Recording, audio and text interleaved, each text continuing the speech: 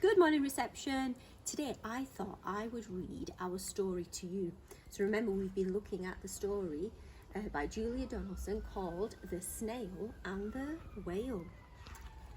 This is the tale of a tiny snail and a great big grey blue humpback whale. This is a rock as black as soot, and this is a snail with an itchy foot. The sea snail slithered all over the rock and gazed at the sea and the ships in the dock. And as she gazed, she sniffed and sighed. The sea is deep and the world is wide. How I long to sail, said the tiny snail.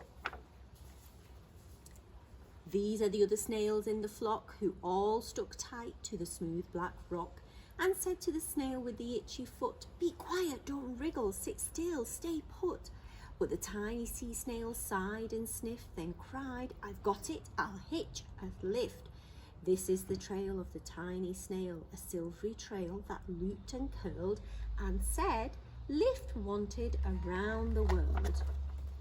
This is the whale who came one night when the tide was high and the stars were bright, a humpback whale immensely long, who sang to the snail a wonderful song of shimmering ice and coral caves and shooting stars and enormous waves.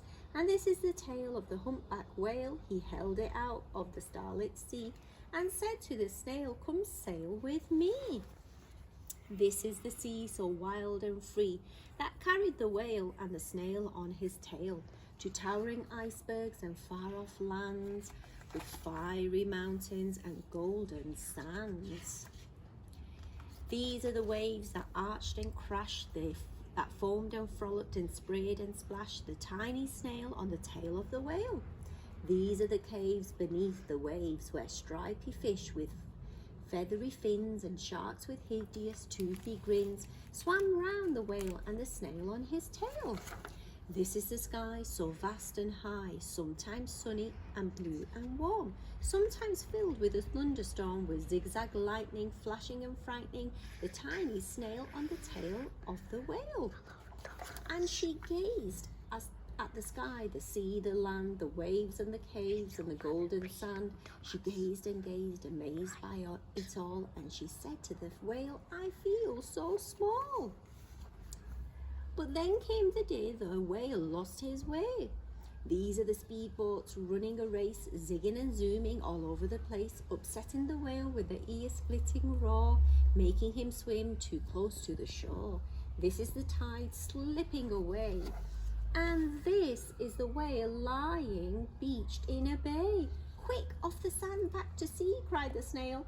"I can't move on land, I'm too big," moaned the whale. The snail felt helpless and terribly small. "Then I've got it," she cried, and started to crawl. "I must not fail," said the tiny snail.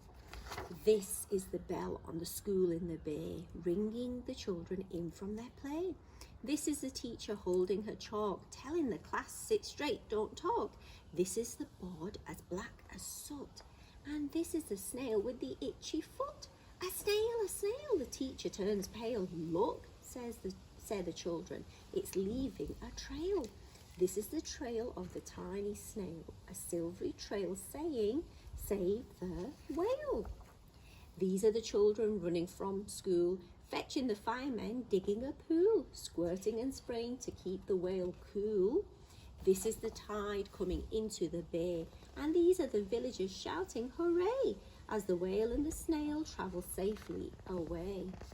Back to the dock and the flock on the rock, who said, "How time's flown and haven't you grown?" And the whale and the snail told their wonderful tale of shimmering ice and coral caves and shooting stars and enormous waves, and of how the snail, so small and frail, with her looping, curling, silvery trail, saved the life of the humpback whale. Then the humpback whale held out his tail, and on crawled snail after snail after snail.